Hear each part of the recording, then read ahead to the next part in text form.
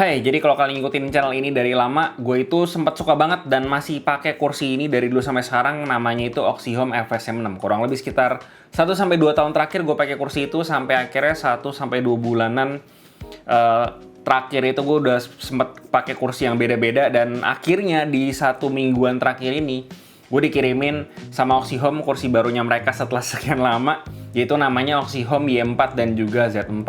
Nah, si Oxyhome Y4 sama Z4 ini tuh ada di dua range harga yang berbeda dan positioning yang beda juga. Jadi kalau si Y4 itu dia range harganya start dari 2,3 juta sampai yang paling tingginya itu di 3,5 juta, dan variannya itu ada banyak banget. Ada Y4 Mesh, ada Y4 Foam, ada yang armrestnya 5D, ada yang armrestnya biasa, ada yang pakai footer sama yang enggak gitu. Nah, sementara di Z4 itu adalah versi yang bisa dibilang lebih premiumnya. Dia range-nya itu start di sekitar 5,2-5,3 juta sampai ke 5,5 juta. Dan perbedaannya itu cuman dari bagian lumbar supportnya yang nanti bakal gue jelasin satu-satu.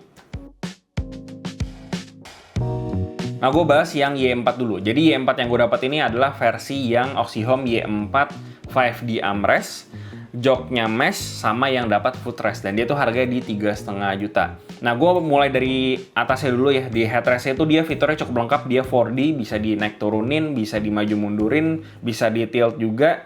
Dan pokoknya dari sisi fleksibilitas, headrestnya ini udah fleksibel banget, dan gue so far no issue. Bahkan sisi yang paling terdalamnya pun itu sendiri tuh nggak ngeganggu sama posisi gue pakai kursi ini pas lagi tegak terutama. Karena kadang ada kursi yang headrestnya itu terlalu maju ya, jadi tuh kita agak kayak maju gitu kepalanya. Nah, itu kurang enak. Nah, sementara di sini versi yang paling belakangnya pun dia udah oke banget menurut gua. Buat desain sandarannya atau backrestnya itu dia lumayan lebar ya. Jadi kalau kita nyender, badan kita tuh bisa full semuanya ke cover sama si backrestnya. Terus si backrestnya itu kebagi 2 section, bagian atas atau bagian buat punggung sama bagian di lumbar. Jadi lumbar supportnya itu terpisah, dan si lumbar supportnya itu kebagi jadi 2 section. Materialnya mesh juga, jadi karena dia terpisah ya 2 section, jadi tuh lumbar supportnya tuh bener-bener fleksibel banget. Jadi kalau misalkan kalian gerak-gerak, nah si lumbar supportnya itu bakalan ngikutin posisi dari lumbarnya kita. Lumbar supportnya juga bisa di-adjust tingginya, mau dimaju mundurin juga bisa lewat puteran yang ada di belakang, dan puterannya pun juga gampang diakses, jadi gua nggak ada isu juga. Intinya lumbar support kayak gini cocok kalau kalian masih pengen ada fleksibilitas atau pergerakan atau movement dari lumbarnya kalian gitu. Cuman buat yang lebih suka lumbar supportnya kaku, ya ini bukan buat kalian. Terus mau di reclining juga bisa di 4 posisi sampai paling mentok itu di 128 derajat, dan tinggal pencet doang buat di lock itu di bagian bawahnya juga ada. Terus buat armrestnya itu gue dapat yang versi 5D ya. Jadi ini tuh armrestnya bener-bener fleksibel banget. Mau dijauhin, mau dideketin, mau dimajuin, mau dimundurin, mau diputer-puter kayak gimana, itu bener-bener fleksibel banget. Jadi ini cocok buat kalian yang kalau misalkan badannya besar, itu kalian bisa ngejauhin si armrestnya, atau kalau badan kalian lebih slim, kalian bisa deketin lagi si armrestnya biar lebih dekat sama kalian. Atau kalian mungkin mau gitaran di atas meja, di atas kursi gitu ya, pengen space di kursinya jadi lebih lebar, karena biasanya gue kalau main gitar pakai kursi ergo tuh lumayan gak enak ya, mentok sama armrest. Nah, cuman karena pakai ini, itu bisa digeserin lebih jauh, jadi posisi gue main gitar lebih enak ya. Ini tambahan fitur yang menurut gue oke banget sih di sini. Terus kayak biasa bisa ditinggiin sama direndahin si armrestnya. Terus permukaan dari armrestnya pun juga empuk ya. Jadi kalau misalnya kita naruh siku di atas sini, itu berasanya nyaman, empuk gitu ya. Terus untuk yang versi yang lebih murahnya, setahu gue itu cuman bisa dinaikin sama diturunin doang. Jadi nggak se-fleksibel yang armrestnya 5D. Coba balik lagi, kembali ke kebutuhan. Kalau kalian lebih butuh yang budget, bisa ke yang satu lagi karena memang harganya lumayan beda. Dan kalau kalian pengen lebih fleksibel, bisa pilih yang 5D armrest. Lanjut buat jok yang versi mesh itu tuh dia ada fitur sliding seatnya. Jadi kalau misalkan di gua sendiri, tinggi gua tuh di 175 cm, gua nge-setup si sliding seatnya itu paling nggak di sekitar 3 step sampai paling ujung, biar si lutut gue ini masih bisa ada pergerakan lah gitu, nggak terlalu mentok sama si joknya. Dan ini bisa dibilang lebih dalam juga daripada FSM6 yang sebelumnya pernah gue pakai, karena di FSM6 gue harus sampai paling mentok dulu baru bisa pas sama bagian ujungnya paha gue lah gitu. Jadi ini kalau misalnya tinggi kalian lebih tinggi atau pahanya lebih panjang gitu ya, ini harusnya bakalan lebih enak. Dan buat yang lebih rendah pun tingginya, itu juga masih bisa pakai di yang versi yang paling belakangnya atau paling mentoknya lah. Dan sama ya, kalau kalian pengen yang versi lebih budgetnya, kalian bisa ke versi yang joknya itu foam, itu dia pakai molded foam juga ya, jadi udah cukup oke harusnya. Dan kalau kalian pengen fleksibilitas ada sliding seat, bisa pilih yang mesh. Balik lagi ke budget kalian juga. Terus dia di bagian depan dari si yang versi mesh ya, dia tuh nggak ada foam atau padding lagi, beda sama FSM6. Kalau FSM6 itu dia ada paddingnya lagi di bagian depan. Nah cuman di sini karena rangkanya mungkin si joknya ini dia lebih dalam ke bawah ya, jadi tuh kalau misalnya kita duduk atau selonjorin kaki gitu, dia tuh rangkanya nggak kena sampai ke kulit gua minimal. Jadi nggak ada foam di sini pun juga nggak ada masalah sih menurut gua, karena dia cukup dalam ya, jadi nggak kena juga. Nah buat material meshnya itu si Y4 ini tuh dia pakai material mesh yang kayak ada tekstur bulu-bulunya gitu ya. Gua rada bingung juga ini jenisnya apa gitu, cuman ya kalau gua deskripsikan ada kayak bulu-bulunya gitu. Dan material meshnya ini menurut gua oke, kelenturannya juga bagus ya, jadi dia nggak berasa yang kayak bakalan jeblos dalam waktu dekat gitu, jadi oke-oke aja. Cuma pertanyaannya apakah si bulu-bulunya ini bakalan rontok?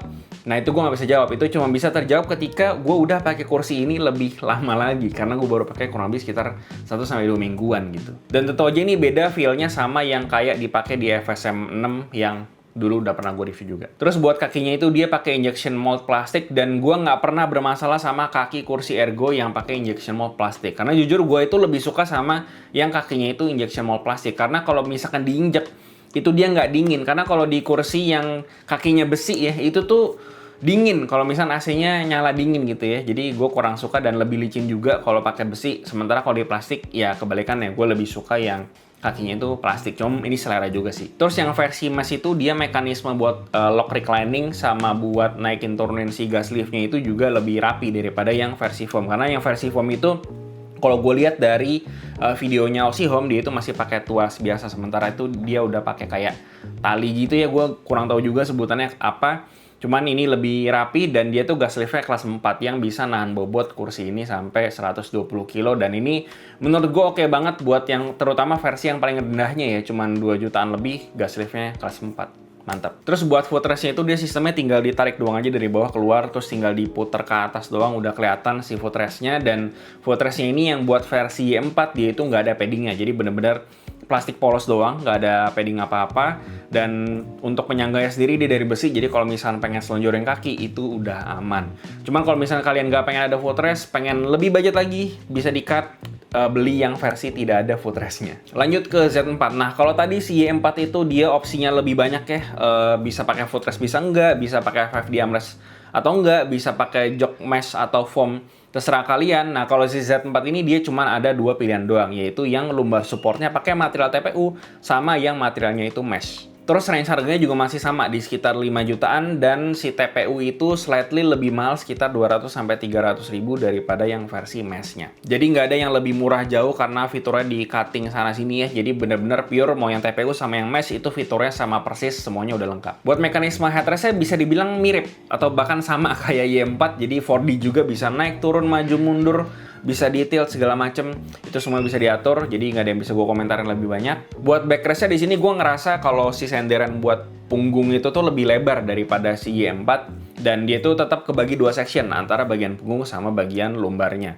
Dan di sini berhubung gue dapat yang versi TPU, gue nggak cobain yang versi mesh. Jadi kalau si TPU ini tuh dia pakai material kayak semacam plastik, tapi plastiknya tuh yang fleksibel banget gitu, tetap bisa gerak-gerak gitu, bukan plastik yang kaku ya. Dan dia tuh materialnya juga soft touch, jadi nggak yang kayak kasar banget gitu kalau misalnya kita senderin. Terus buat fitur lumbarnya kurang lebih sama ya, dia bisa dinaikin diturunin, tapi dia sistem naik turunnya tuh dia sampai ke backrestnya semuanya tuh bisa ditarik sampai atas, sampai turun ke bawah itu juga bisa. Jadi ini bisa cocok buat kalian yang mungkin torsonya itu lebih panjang ya, jadi bisa diatur sampai ke punggungnya tuh tetap bisa ngepas. Dan selain itu dia juga bisa dimaju mundurin juga dengan puter-puter itu ya di bagian belakangnya situ. Terus buat desain rangka dari si backrestnya pun juga beda ya. Si Z4 ini tuh dia kelihatan lebih slim karena tuh cuman kayak ada kayak semacam 2 plastik yang menyangga ke bagian sampai bawah seatnya ya. Jadi kelihatannya lebih slim, tapi ini sama kokohnya menurut gua nggak ada bedanya. Di Y4 kokoh, di sini juga kokoh meskipun sama-sama plastik juga. dan nggak goyang-goyang juga sih dari sepengalaman gue, nggak bunyi-bunyi, jadi build quality-nya aman-aman aja. Nah, ada satu fitur unik di lumbar supportnya si Z4 ini, jadi tuh dia ada kayak semacam tuas gitu buat nge-lock sama nge-unlock si fitur apa ini, gue sebutnya kayak sliding lumbar. Pokoknya kalau misalkan kita lepas atau kita unlock si tuas yang di belakang ini, itu tuh kita bisa kayak semacam nyender lagi dikit gitu ke belakang. Jadi dari bagian backrest sampai ke lumbar supportnya itu dia bakalan kayak bisa nge-slide gitu ke bawah dikit, dan jadinya bisa jadi jauh lebih rebah gitu daripada yang aslinya. Karena yang aslinya itu di 128 derajat biasa yang menurut gue itu nggak terlalu rebah-rebah banget lah. Jadi kalau dengan adanya fitur ini dia bisa jadi jauh lebih rebahan, dan si sliding lumbarnya ini pun juga nggak cuman berfungsi waktu lagi reclining doang, tapi kalau ketika ditegakin, kalau kita pengen nyenderan begini, nah itu juga bisa gitu. Jadi ya ini satu fitur yang menurut gue lumayan unik. Kalau kalian pengen lebih rebah lagi ya bisa ngebuka situasinya itu. Terus buat armrestnya itu kalau di Z4 dia itu 7D bukan 5D kayak di Y4. Nah, jadi sebenarnya secara mekanisme itu kurang lebih sama. Dia itu bisa diputer-puter, ditebulak-balikin kayak gimana, mau dijauhin, mau deketin, sama buat badan kecil, badan gede. Enak pokoknya, bisa dianeh-anehin posisinya gitu ya, bisa dinaik turunin juga udah pasti. Cuman yang membedakan adalah di Z4 ini dia itu si permukaan armrestnya itu terbagi jadi 2 section. Jadi itu bisa diatur lagi angle-nya di bagian situ. Dan jujur gue pribadi masih bingung ini tuh sebenarnya kepake buat apaan gitu. Kalau misalkan mekanisme 5D sama Y4 sama yang ini tadi itu sebenarnya gue ngerti ya, kayak bisa dideketin, bisa dimajuin, bisa dideketin, majuin segala macam, lebih fleksibel. Nah, kalau ini gue nggak tahu nih dia bisa buat ngapain. Sebenarnya gue juga kurang begitu ngerti ya. Cuman ya beginilah ada fiturnya. Dan paling sedikit catatan dengan desain seperti ini, itu ketika gue naruh siku gue di sini ya, kadang tuh suka jeblos ke bagian sisi tengahnya gitu.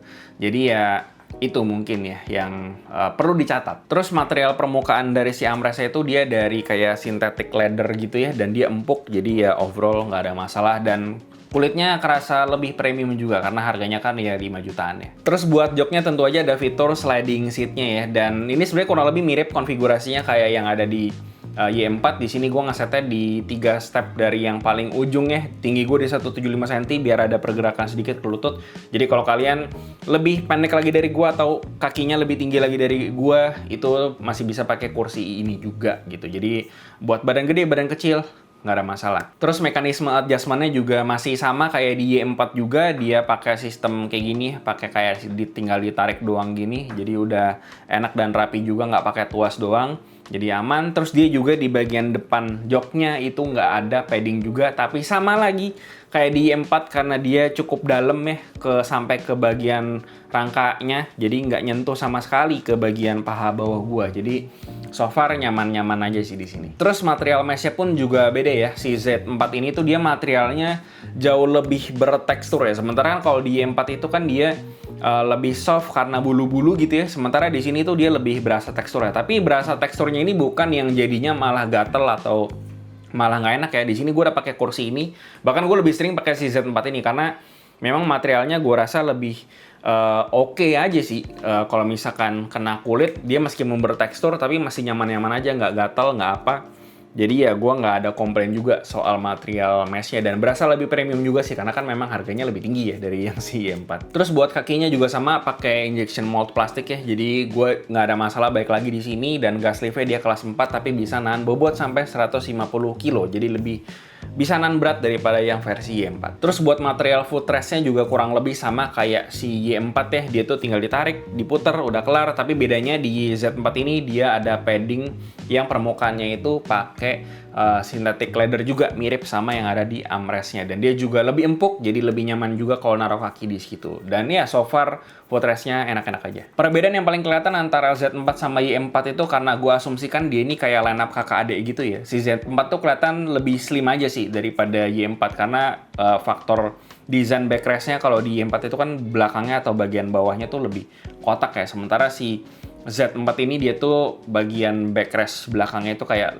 cuman pakai 2 rangka ke seatingnya buat nyambung ke seatingnya gitu. Cuman bukan berarti kayak begitu jadi lebih nggak kokoh ya. Di sini tuh tetap aja dia keras, rigid gitu, nggak goyang-goyang, jadi aman-aman aja gitu. Meskipun Nah, kelihatannya seperti cuman dua itu doang. Si Z4 ini emang ditujuin lebih ke line up premium kursi ergonya Oxyhome ya, karena memang secara fitur lebih lengkap, terus material yang dipakai pun juga lebih premium sih rasanya ya, kayak dikasih extra padding lagi di footrestnya biar lebih empuk.